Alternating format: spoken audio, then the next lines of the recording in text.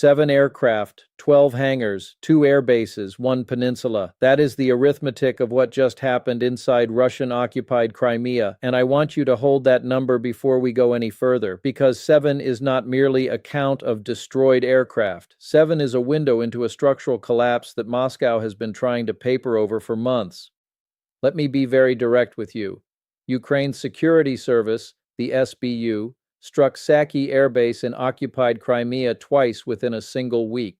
The second strike alone hit 7 aircraft hangars housing Su-30SM and Su-24 fighters and frontline bombers. Simultaneously, Ukrainian drones hit 2 more hangars at Vardiska Air Base, one of the facilities Russia has been using to forward position Shahed-type attack drones for strikes against Ukrainian cities. My name is Ben Hodges. I commanded the United States Army in Europe, and I want to spend the next 20 minutes explaining to you exactly why this is not a tactical raid. This is the visible proof of a theory Ukraine has been quietly validating strike by strike across the entire summer of 2026. The theory is this: Crimea, Putin's so-called unsinkable aircraft carrier, is sinking. Stay with me, because by the time this video ends, you are going to understand not just what was hit, but why Russia cannot reconstitute what it just lost, and why that matters for the trajectory of this entire war. Let me reconstruct exactly what happened. On the night of July 1st, 2026, Ukrainian SBU drones struck hangars at the Saki military airfield, also spelled Saki, in Russian-occupied Crimea. These are not peripheral storage sheds. These are hardened or semi-hardened aircraft shelters housing Russia's primary multi-role air combat assets on the peninsula, the Su-30SM, the Su-30, and the Su-24. The SBU said 5 hangars were struck on that first night. Then, 2 days later, on the night of July 3rd, Ukraine came back. They hit the same airfield again, this time 7 more hangars, and simultaneously struck Vardiska, the second key airbase in Crimea, destroying 2 hangars that held Shahed attack drone stockpiles and aviation equipment. That is 12 total hangar strikes across 2 bases in 1 week. At least 7 aircraft destroyed or damaged. The SBU chief Vasyl Malyuk said directly, "The SBU continues to systematically reduce Russia's military potential." Now let me say that again, because mainstream coverage will reduce this to a headline and move on. 12 hangars, 2 bases, 1 week. This is not opportunistic. This is methodology. The Saki Air Base has history. In August 2022, a spectacular explosion leveled the same facility, destroying at least 8 aircraft and scarring the strategic psychology of every Russian military planner who believed Crimea was a safe operating zone. What is happening now is categorically different. That 2022 strike was a thunderclap, dramatic, singular, shocking. What we are watching in the summer of 2026 is a sustained, deliberate, coordinated campaign designed not to surprise Russia, but to exhaust it. Ukraine is not attacking Crimea randomly. Ukraine is running a decommissioning schedule.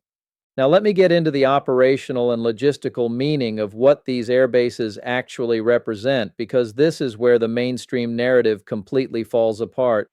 When analysts and commentators discuss the war in the south of Ukraine, the fight for Zaporizhia, Kherson, the Dnipro River line, they treat it as a ground campaign. They count trenches. They measure kilometers. They assess infantry ratios. What they consistently underweight is the air power dimension. Russia's ability to maintain pressure on southern Ukraine, to launch glide bombs against Ukrainian positions, to provide air cover over its deteriorating naval logistics in the Black Sea, all of that depends ultimately on 2 things: fighter aircraft and the bases from which those aircraft can safely operate. Saki and Vardiska are not just convenient bases. They are the irreplaceable hub of Russian air power projection over Crimea, the Black Sea, and the entire southern axis of this war.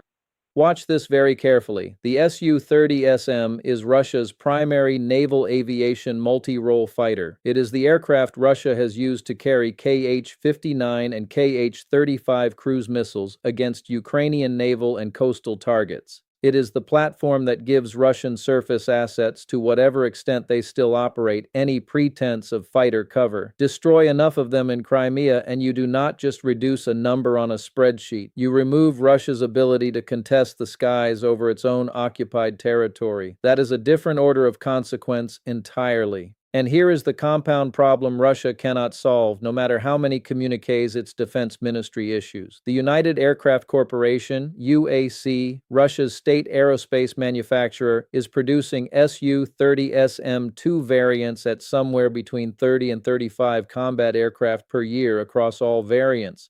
That sounds like recovery capacity until you realize that production is allocated across the entire Russian aerospace forces, not specifically to replace Crimean losses. Every aircraft destroyed in Crimea competes with every aircraft needed on the Kharkiv front, the Zaporizhzhia front, and the inner defense of Russian airspace itself. There is no dedicated Crimea reconstitution line. The losses accumulate. Stay with me, because this gets even more structurally damaging when you look at the second layer of what Ukraine destroyed at Vardyske. The hangars at Vardyske were not protecting fighter jets. They were protecting Shahed-type drones, Russia's mass attrition weapon of choice against Ukrainian civilian infrastructure. Russia has been using occupied Crimea as a forward launch pad for those systems because geographic proximity to Ukrainian cities reduces flight time, reduces interception windows, and allows Russia to concentrate attacks. When Ukraine strikes those storage facilities, it is not just degrading future airstrikes. It is severing the forward logistics chain that makes those mass drone attacks operationally viable. Every Shahed that burns in a hangar in Vardyska is one that never reaches Odessa, Mykolaiv, or Kherson. And critically, Russia cannot simply truck in replacements from Rostov or Krasnodar the way it once could, because, and this is the variable that most Western coverage is missing entirely, the land corridor into Crimea is itself under sustained attack. Let me now take you to the broader campaign, because what happened at Saki and Vardyski is not a standalone operation. It is a single visible data point in a campaign that is redefining what this war looks like from a strategic altitude.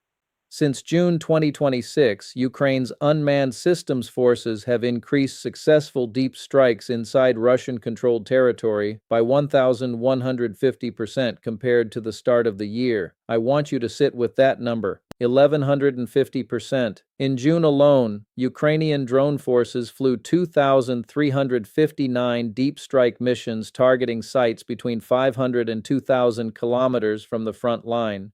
They conducted 3,406 medium-range strike missions hitting 1,682 separate targets. Among the facilities struck, the Astrakhan gas processing plant, 6 separate oil refineries including facilities in Moscow, Novokuybishevsk, and Slavyansk, multiple oil depots, the Port Kavkaz transport hub, Russian naval infrastructure in Kronstadt, and space communications centers. Commander Robert Brovdy, call sign Magyar, said it plainly. There is no longer a peaceful rear across the European part of Russia. But Crimea is the centerpiece.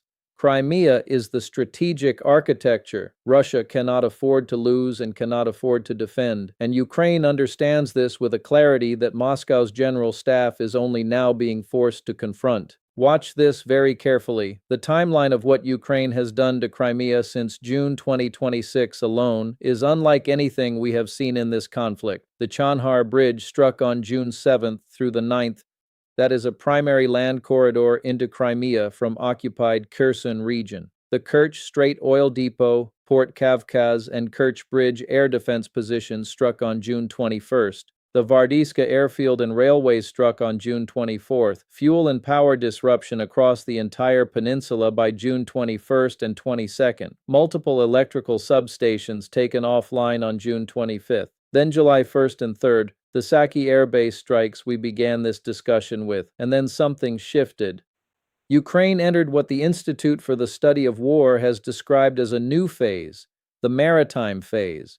Between July 6th and July 10th, 48 Russian vessels were hit in the Sea of Azov. By July 12th, that number had grown to 90 ships struck in a single week. By July 13th, 105 ships hit in 8 days. Russia temporarily suspended passage through the Donazov shipping canal on July 11th. Shipping in the Sea of Azov collapsed by 67%. Kerch Strait ferry capacity dropped by 75% in 2 weeks. The Balaklava thermal power plant, Crimea's primary power backbone, struck on July 14th and 15th. Let me say that again. Every supply route into Crimea, the Chonhar Bridge land corridor, the railway bridges, the Kerch Strait shipping lanes, the Azov sea routes, the power grid, the fuel depots, the forward air bases, every single one is now under active, systematic, coordinated attack. This is not interdiction. This is siege methodology. Ukraine is not trying to capture Crimea from the outside. Ukraine is collapsing Crimea from within by dismantling the logistics architecture that makes it militarily viable.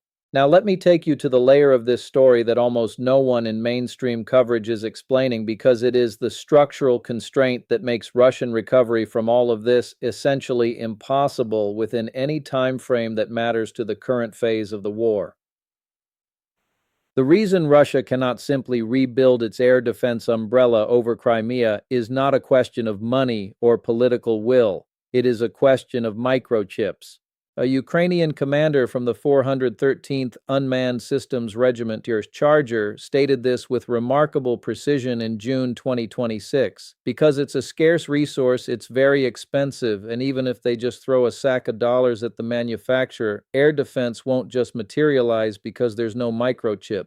There is no device where you feed it money and it gives you a microchip that controls an anti-aircraft missile. Think about what that means operationally. Russia's entire air defense architecture, the S-300 batteries, the S-400 systems, the Pantsir short-range interceptors, all of it runs on Western origin microchip components that Russia can no longer reliably source after the 2022 and 2023 sanctions packages. Russia has been cannibalizing consumer electronics to compensate. It has been acquiring components through third-country shell networks in UAE, Turkey, and Central Asian states. But the volume requirements for replacing combat losses at scale simply outstrip what those gray market channels can supply. And Ukraine, recognizing this constraint, has been deliberately targeting the microchip production facilities themselves. In July 2026, Ukraine struck a Russian plant that produces components for Pantsir air defense systems and Iskander missile systems. Ukraine is not just exploiting the chip shortage. Ukraine is actively deepening it. The result is what Charger described as a thinning, patchy shield. Russia is being forced to deploy air defense less frequently. It is losing layered coverage. There are blind spots opening up across occupied Crimea and the southern front, and Ukraine's AI-guided drones are purpose-built to navigate exactly through those blind spots, using terrain-matching satellite imagery rather than GPS, which means Russian electronic warfare jamming cannot redirect them. The technology advantage and the supply constraint are compounding simultaneously. Russia is defending a peninsula with depleting tools against an adversary whose tools are improving faster than Moscow can degrade them. Now, let me widen this to the economic and diplomatic dimension, because the fall of Saki's hangars is ultimately a story about what happens when a war economy hits its structural ceiling. Russia entered this war in 2022 believing it could absorb Western economic pressure.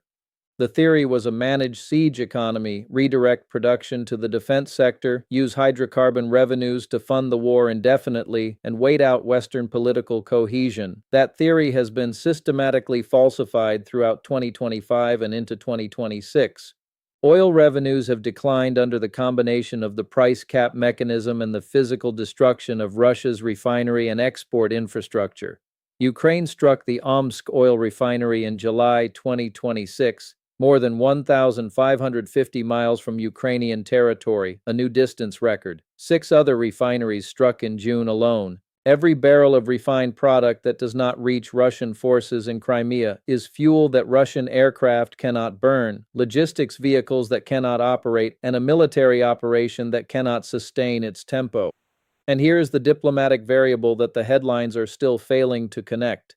The EU agreed 6 new sanctions listings in July 2026, specifically targeting Russian defense industry entities. Those listings hit drone manufacturing networks and the entities enabling Russian military-industrial procurement chains. That is not symbolic pressure. That is another tightening coil around the supply chain that keeps Russia's air defense and aviation assets nominally functional. Every sanctions listing that closes a shell company procurement route is another pressure point on the microchip bottleneck that Charger described. The economic, sanctions, and battlefield dimensions of this are not separate stories. They are one story with three chapters being written simultaneously. On the NATO side, watch this number. NATO members are now collectively on track to spend well above the 2% GDP threshold that the alliance has debated for years, with several eastern flank nations exceeding 3.5%.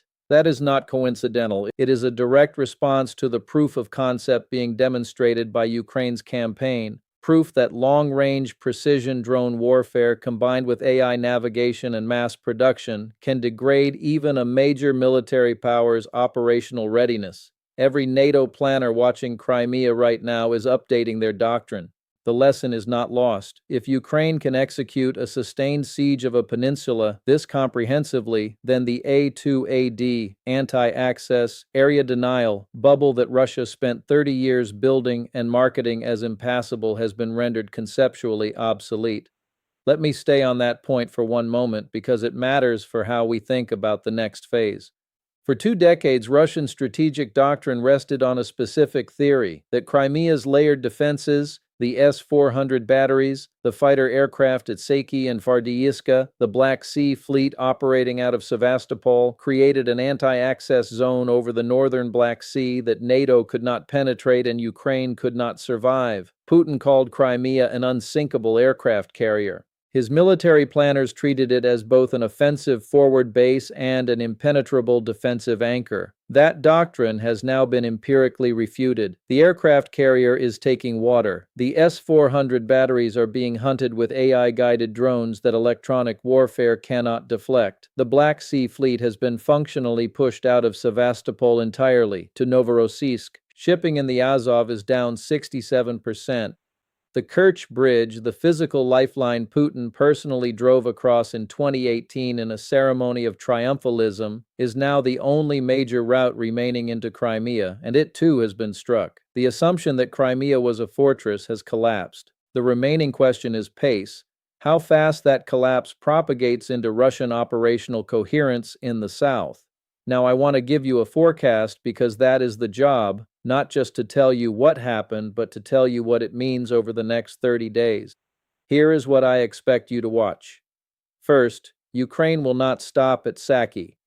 The pattern of the summer campaign is unmistakable. Ukraine has struck every component of the Crimean logistics and defense architecture in a deliberate sequence, not a random scattershot. Saki was hit twice in 1 week. Fardiivka was hit in June and again in July. That repetition is intentional. Ukraine is not trying to surprise Russia. Ukraine is trying to eliminate Russia's reconstitution capacity. The next strikes will likely target the remaining functional air defense nodes, the Nebo and Scala M radar systems that give Russia any residual early warning over the peninsula. When those go dark, the Saki Strip will be operationally untenable even for the aircraft Russia has not yet lost. An aircraft base without early warning and without layered air defense is not a military asset, it is a target.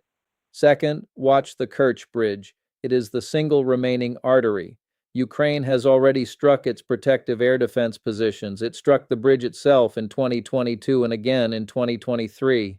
In the current operational context, with every other route degraded or closed, with shipping down 75% through the strait with the Donazov Canal temporarily suspended, the Kerch Bridge is carrying a disproportionate share of whatever Russian military logistics into Crimea still function. That makes it both critically important to Russia and an irresistible priority for Ukraine's targeting apparatus. Third, watch for Russian Air Force redeployment from Crimea to mainland bases. If Russia begins moving its remaining Su-30SM assets from Saki to air bases deeper in Russia, Primorsko, Akhtarsk, Yeysk, facilities in Krasnodar Krai, that will be the operational admission that Crimea is no longer a viable forward airbase. It will also reduce Russia's ability to project air power over southern Ukraine and the Black Sea.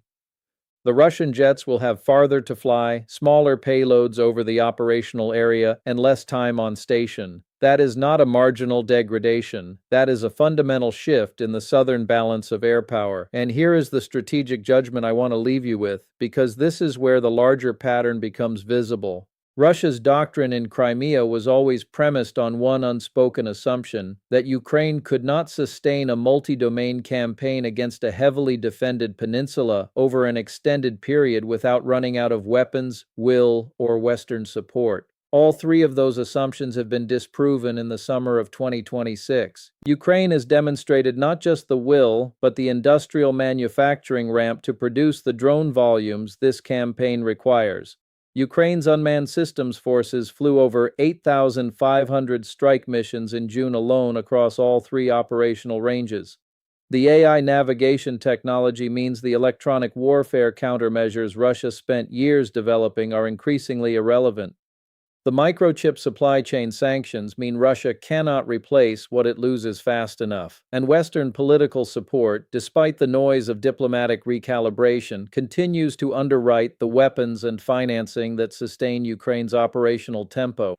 What Ukraine is doing to Crimea right now is a preview. It is a proof of concept demonstration that a determined, innovative adversary with modern drone technology and a systematic targeting methodology can render even a major military power's most defended real estate militarily dysfunctional or, without a ground invasion, without a conventional naval assault, and without air superiority in the traditional sense. That is a revolution in military affairs playing out in real time, and it is happening faster than the commentary class is processing it. 7 aircraft, 12 hangars, 2 bases, 1 week. The numbers are not the story. The numbers are the symptom. The story is that Russia's assumed sanctuary in Crimea is gone, and with it, the strategic architecture of the entire southern front. I will be watching this very closely over the coming days. The next development, whether it is another Saki strike, a Kerch Bridge escalation, or the first visible sign of Russian air assets withdrawing from the peninsula, will tell us whether we are watching a degradation phase or the beginning of something more definitive. Stay with this story. If you found this breakdown useful, please subscribe and leave your assessment in the comments. Do you think Ukraine can complete the strategic isolation of Crimea before Moscow finds a way to stabilize the situation? I will be right here to break it down as the picture develops.